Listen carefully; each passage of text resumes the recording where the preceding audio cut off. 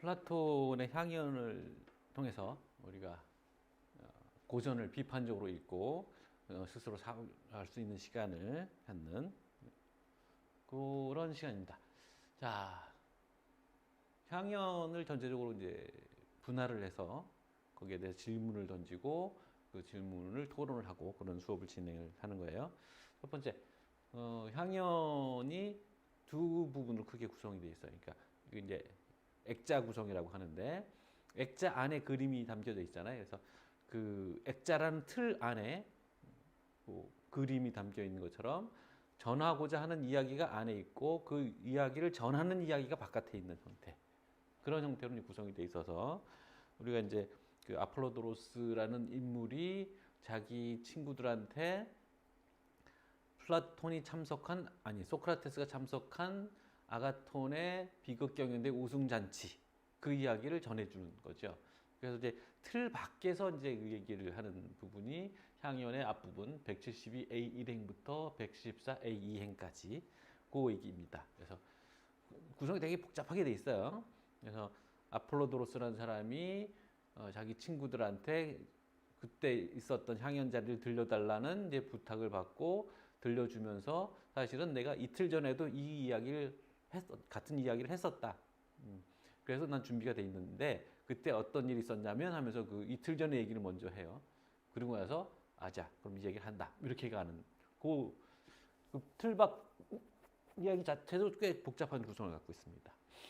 그래서 이 틀 프레임을 사용하는 걸 통해서 틀 밖의 장치들이 틀 안에 어떤 효과들을 만들어주고 있거든요. 그래서 그것도 여러분이 생각해볼 문제들인데 여기는 이제 뭐 틀 밖에 나와 있지는 않습니다만 소크라테스의 흉상이고 이거는 이제 알키비아데스라고 써 있었는데 알키비아데스가 정확히 알키비아데스는 아니고 이렇게 잘생긴 흉상이 나와서 거기다 이제 알키비아데스는 이름을 이제 붙인 거예요.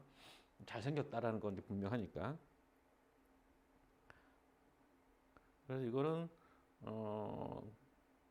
기원 후 193년에서 211년 사이에 뭐 이즈미르 박물관에 있다고 하네요. 이 아키베스 항상. 자, 그래서 이제 그 질문들을 몰아서 보여주는 시간이니까. 자, 113D에 보면 아폴로도로스의 동료라고 되어 있는 사람이 뭐라고 하냐면 지인이라고도 이제 번역이 되어 있습니다만 자네 자신과 다른 사람들에게 사납게 굴지 소크라테스 선생한테만 빼고 라고 이제 얘기를 합니다. 지금 아폴로도로스는 소크라테스를 사랑하는 사람이에요. 그러니까 이제 향인 안에 얘기가 나오면 또 다시 얘기가 되겠습니다만 에라스테스와 에로메노스라는 이 관계, 사랑받는 사람과 사랑하는 사람이라고 번역을 합니다. 또는 파이디카, 소년애인이라고 이제 부르는데 소년애인이 사랑받는 사람이고 그 소년애인을 사랑하는 사람이 에라스테스, 사랑하는 사람이거든요.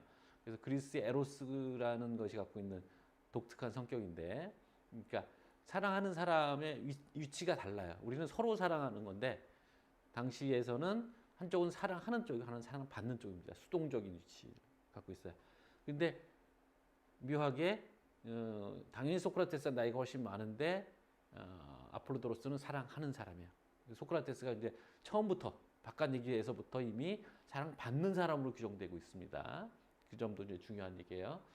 그래서 소크라테스를 사랑하는 사람인데 뭐 선생으로 사랑하든 뭐 이성적이란 말은 이상하죠. 동성이니까 동성적으로 사랑하든 간에 성애적 사랑이든 뭐 아니든 간에 같은 말을 쓰니까 에로스란 말을 쓰니까.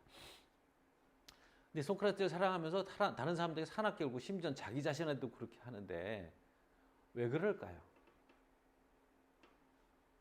이건 이제 아폴로도로스 소개할 때도 잠깐 했던 얘기입니다만 도대체 이런 종류의 사랑은 왜 이런 형태를 보여주는 건지 아폴로도로스는 왜 그러는 건지 성격의 문제인 건지 사랑 형태의 문제인 건지 뭐 이런 것들을 한번 얘기해 보자라는 거고요. 지금 가능하면 우리가 구성을 인물들이 나올 때는 그 인물의 특성과 에로스의 관계 그런 거를 묻고 그것을 좀 일반화된 방식으로 질문하는 또 다른 질문을 이렇게 대비시키려고 하거든요. 그래서 아폴로도로스의 독특한 어떤 소크라테스의 사랑의 모습하고 이걸 좀 일반화시켜서 접근하면 이렇게 갈 수도 있어요. 그러니까 이건 사실은 아폴로도로스의 사랑에 대한 저의 해석을 전제를 하고 있기 때문에 일부러 질문을 벌린 겁니다. 두 개의 질문을 나눈 겁니다. 그러니까 이거는 여러분들이 스스로 파악을 해보시고 이런 관점에서 보면 또 어떨지를 한번 생각해 보자는 건 일반론입니다. 자, 이상적인 우리의 어떤 이상형인 상대가 있어요. 그러니까 뭐 아폴로도로스 굳이 얘기하자면 소크라테스가 이상적인 상대겠죠. 그 이상적인 상대에 대해서 우리가 갖고 있는 마음이 집착이 아니고 사랑이 되려면 어떻게 하는 게 제대로 된 사랑을 하는 걸까? 또 반대로 얘기하면 우리가 상대방에 집착하게 되는 이유는 또 뭘까?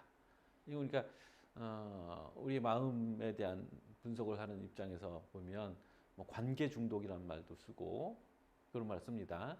상대에게 매달리고 집착하고 뭐 스토킹 같은 것도 사실 그런 형태인데 사실은 이건 굉장히 다양한 스펙트럼이 있어요. 이를테면 어떤 뭐 신흥 종교 이런 데서 그 교주에 대한 어떤 집착 그리고 숭배 뭐 여기서 굳이 얘기를 하면 아폴로도로스는 소크라테스 숭배한단 말이에요. 그런 것이 사랑일까? 이런 질문이기도 한 겁니다. 우리가 뭐 뭐랄까요? 기성 종교, 그러니까 뭐 기독교나 뭐 불교나 이런 데서 부처나 예수를 숭배하잖아요. 그리고 또 사랑한다고도 얘기해요. 하나님을 사랑한다고 얘기하고. 그런 사랑은 정상이고, 뭐 사이비 종교에서 교주에 대한 사랑은 비정상이고, 뭐 이런 얘기를 하려면 그 선을 어디서 잡아야 할 건가? 뭐 이런 질문이 될 수도 있어요. 그런 질문도 되지만, 그러니까 지금 이 향연에 자라고 있는 에로스가 우리에게 주는 어떤 뭐랄까 묵직한 질문? 그건 이런 이제 교주 숭배부터 시작해서 동성애까지 다 에로스라는 이름으로 불리고 있다는 거죠.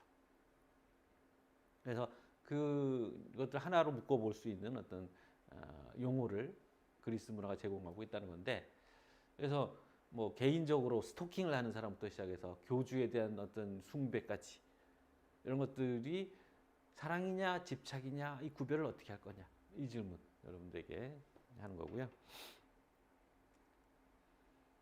또 하나, 자, 이 뒤에 다시 설명을 하겠습니다. 플라톤이 지금 이 대화편을 전달하는 방식이 아까 액자 구성으로 되어 있다고 했잖아요.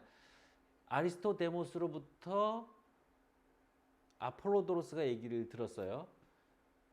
그런데 이 사람 아폴로도로스에게 이 이야기를 들으려고 온 사람은 아리스토데모스로부터 이야기를 들은 포이닉스로부터 이야기를 들은 어떤 사람의 이야기를 듣고 이 이야기가 좀 불분명하다 싶어서 이 어떤 사람이 말하기를 아폴로도로스도 알고 있다고 해서 아폴로도로스를 찾아온 거예요. 그리고 그 사람이 이틀 전인가 와서 아폴로도로스에 그 얘기를 물었고 그 얘기를 해줬고 그리고 이틀 전에 했다는 얘기를 다시 하면서 이 이야기가 다시 전달되는 방식으로 구성이 되어 있습니다. 왜 이렇게 복잡한 구성을 했을까? 뭐 앞에서 좀 힌트를 내가 주긴 했습니다만 여러분들은 또 여러분대로 독자적으로 텍스트를 보면서 생각을 해보시라는 겁니다.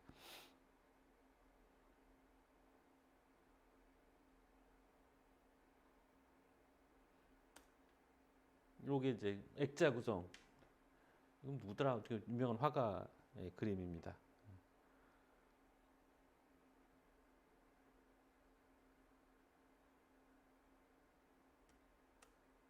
자, 이 구조를 다시 한번 프레임, 나레이션 프레임이라고 보통 합니다만, 자, 아리스토데모스가 기원전 416년경에 경이 아니라 이건 정확한 겁니다. 416년 1월 내지는 2월에 그 향연자리에 참석을 해서 포이닉스에게 먼저 전달을 먼저는 아니고 포이닉스와 아폴로도로스 이 두 사람에게 얘기를 했어요. 뭐 다른 사람에게도 했겠죠. 근데 지금 플라톤이 채택하는 방식은 이 두 가지 얘기고 이 포이닉스는 또 다른 누군가에게 서먼 엘스에게 했고 그 서먼 엘스가 또 글라우콘이라고 지칭되는 아폴로도로스의 지인에게 이 이야기는 뭐 아폴로도로스 알고 있다라고 얘기를 한 거고 이 아리스토데모스로부터 얘기를 들은 아폴로도로스는 이 이야기를 다시 소크라테스 선생님한테 가서 물어봤다.